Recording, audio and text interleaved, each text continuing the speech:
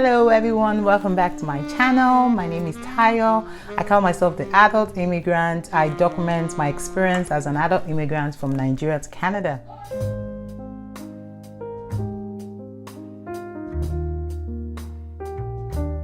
I can't actually start off by saying I recently moved to Canada from Nigeria because it's been 2 years now, and yeah, so I can't say recently. But I did move from Nigeria to Canada 2 years ago, and it's been a total bliss. Yes, a little bit of up and down, but we thank God. And yeah, so you can see from my look that I'm giving you the Black History Month vibes. I decided to go all traditional. I wanted you guys to feel the vibe, yeah. But it wasn't just intentional. So I was on the panel of a discussion around Black History Month in my organization. Very heavy, very heavy conversation. I'm glad that I got to do it. I know where personally I need to, learn and develop myself more when it comes to history and relationships with people of different races. Anyway, that's not the crux of the matter here. So the reason why I'm doing what this video is about is to talk about our 2 years anniversary in Canada. So earlier this month, 1st of February to be precise, my family celebrated our Canniversary. And I would put a disclaimer right here and there that Canniversary is not an English word. It's just a word coined by the immigrant community in Canada for the anniversary of the day you arrived Canada. So Canada anniversary. So Canniversary, two words meshed together. So, and it was a time of reflection for me personally, because I got to think about, our journey from, coming all the way, Egypt Airline or Ethiopia Airline, I can't remember, 21 hours all the way from Nigeria, full of dreams and aspirations, goals, a lot of uncertainty, definitely, and always asking ourselves, did we make the right decision, leaving Nigeria? But I'll tell you guys for free that, the past 2 years has been great for us as a family. We've grown. All I can say is like total growth for us. Like every part of, all of us in the family, even to my 5-year-old, who was 3 at the time we left Nigeria. So we've seen like total growth. Yes, the beginning was a bit rocky, but that's good. I mean, anything that will be great will start with a rocky start. We'll have a rocky start. And if with proper planning, great support system, and the grace of God, which I should have put first, then it will be easy for you to succeed. And that's exactly the formula that my family used in this journey. So in this video, I'm just going to share some tips on what we did as a family. I mean, this is for people that are still back home in Nigeria or anywhere you're immigrating for. And these are things that really work for us as a family that makes it look as if we got a leapfrog, in terms of growth in Canada. And I know that this same formula has been used by many thousands of people in communities that I do belong to. And so it's a fail-proof approach to it. While we all have different, we all can be the same. At times, we're all running different races. It's a marathon, not a sprint. I would say that this will guide you. I won't say this is the formula. Actually, I take that back. This is not the formula.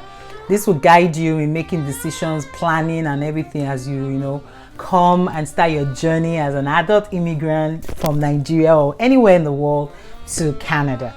So the first thing that I would say is plan. So you need to plan what you want to do career-wise, even as much as where do you want to stay. People always say that Ontario, for example, where I am based, is so expensive. But it's a case of to whom much is given, a lot is expected. The same province, which is very expensive, has so many opportunities, but we can't all come to this province because if you don't have enough money saved in terms of being able to take care of yourself at least 6 months before you get a job. I'm not saying you get a job in 6 months. It could be earlier. It could actually be later. You never know. Nobody knows. So you need to have a proper plan for where you want to settle, and it should not be based on sentiment or anything. It should just based on how your affordability.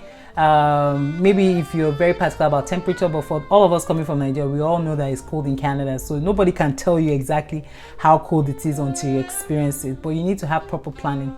In terms of career, so there are two types of people, would I say three types of people that come to Canada as immigrants.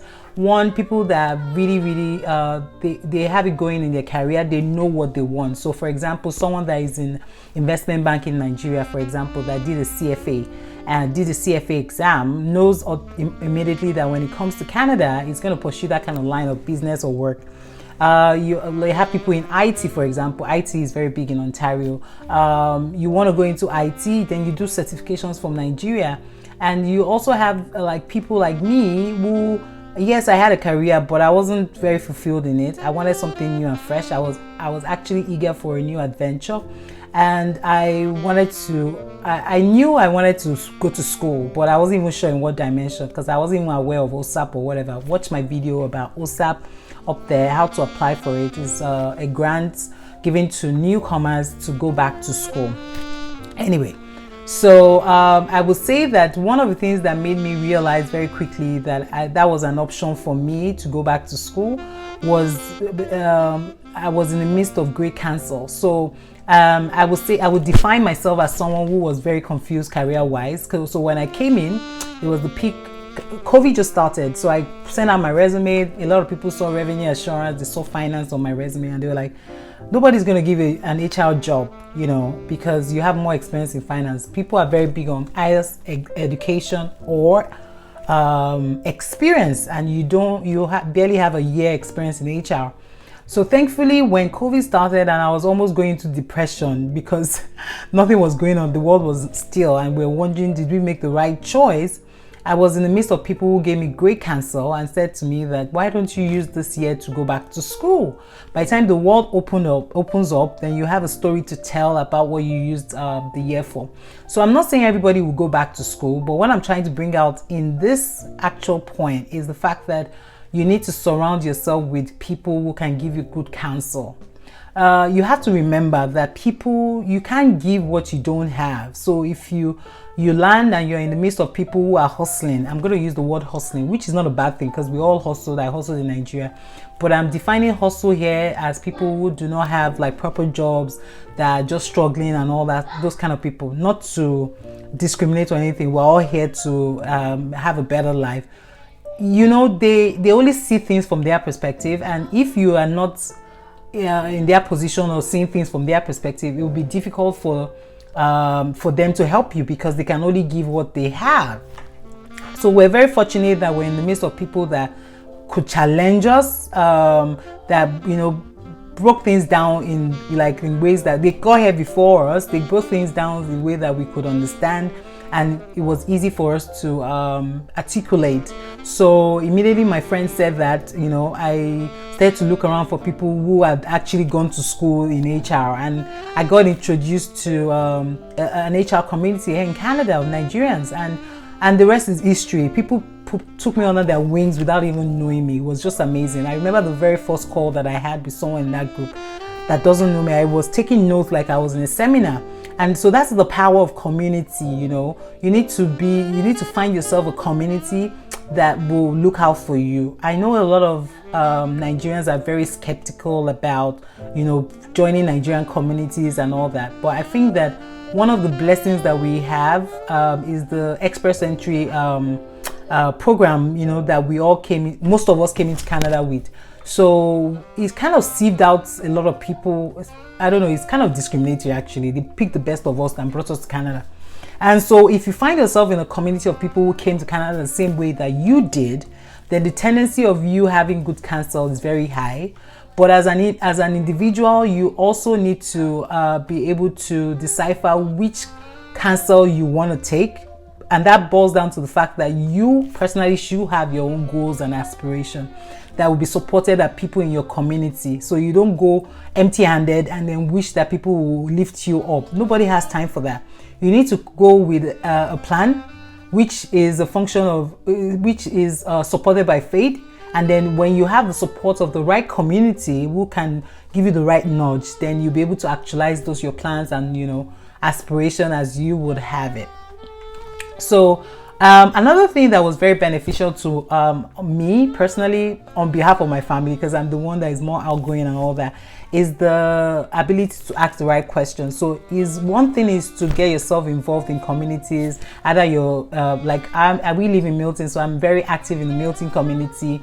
I'm also very active in like a GTA community, not because I just want to be active all around, but because it's an avenue for me to learn from people who came before us. So your ability to ask the right question. I remember when I wanted to change to winter tires for the first time, you know, there was nowhere I could find that, okay, so when should I change to winter tires, for example? You know, I started to ask questions in my local community, and, you know, it came up, you know, people, they actually had a session on winter tires because of my questions, because they realized for me to ask, then I'm sure that a lot of people who are not very vocal that actually have the same questions. So having the ability to ask the right questions is also very key. You know, being humble enough also to ask the right question is always very key too.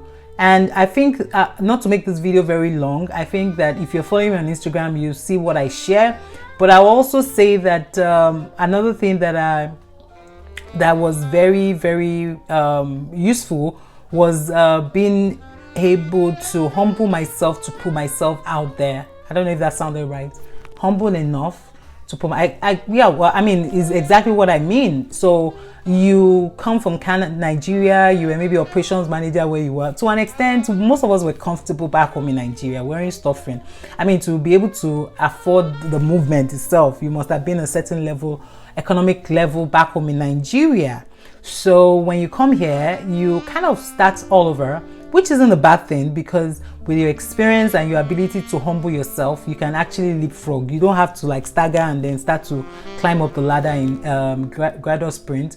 You can actually leapfrog. So being able to humble yourself, to ask for help, and you know talk to people is also very good. I remember when I was looking for my first job, my first proper job here in Canada, I was sending applications and I was just not getting traction. You know, I was keeping tabs. So at number 67, I was like, gosh, is this how God, you just be looking at me? And something just came to mind one night. I was studying, something just said, why don't you write a whole write-up on LinkedIn and you know, share your value added proposition. You know, what are you going to bring to the table? Because what you're not getting tired is an opportunity to sell yourself, which is like interviews. All I needed was an opportunity to sell myself. I wasn't even getting it. I was just getting either no response or negative response, and I didn't want that. So I put a picture from back home in Nigeria when I used to take a lot of pictures, and I wrote a whole write-up, you know, about my value-added proposition, how I had computer science. I was a computer science graduate with finance background for 9 years, and now I'm moving to HR because I have Canadian experience in Canadian education in HR, and I was willing to bring transferable skills, my understanding of business and bottom line to the table. All you have to do is give me a chance.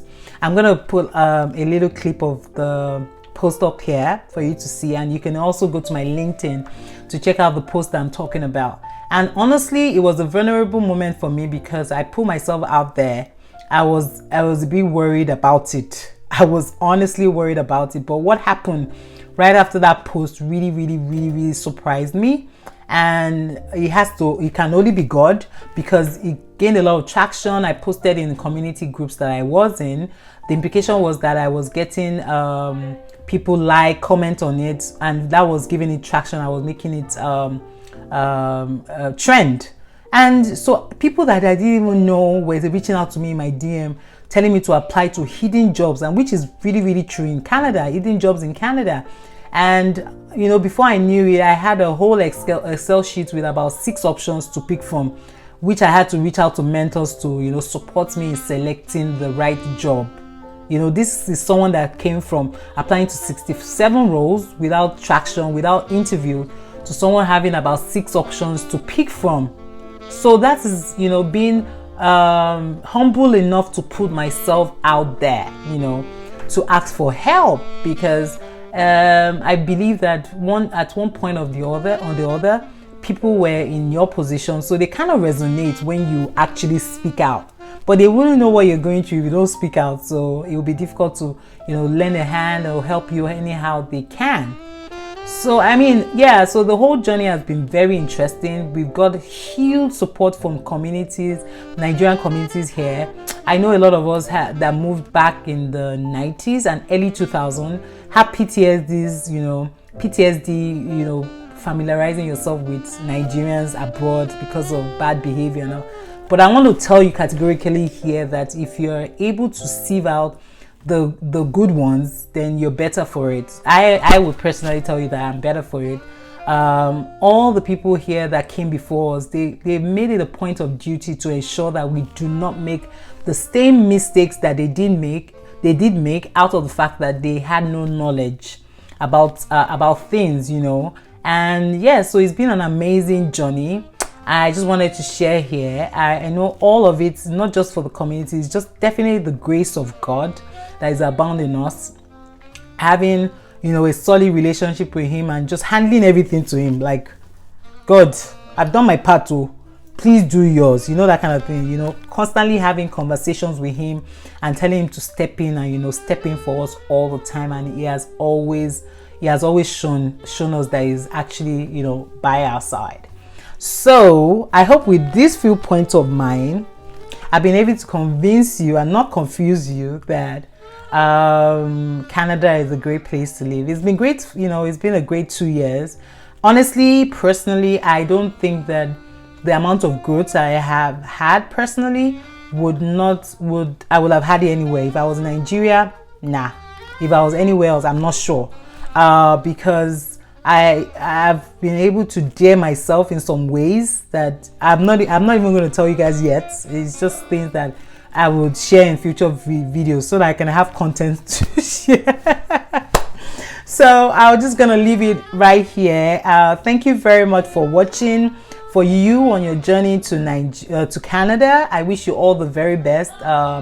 It's a great country to be, provided you have the proper planning, you have the right counsel, you fall into the right group of people. As I said, people can't give what they don't have. You have to get that. Honestly, this is not discriminating or looking down or talking condescendingly on people, but I will say categorically, like, you can only give what you have. So ensure you fall into the right circle of people who will influence you positively and help you leapfrog your way up here in Canada in all ramifications, your career, even your housing, your development, and all whatnot. So thank you very much for watching. I'm hoping that next month I would share a video.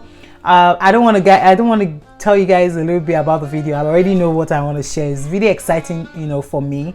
Watch out, and see you guys next month. And till next time, peace out.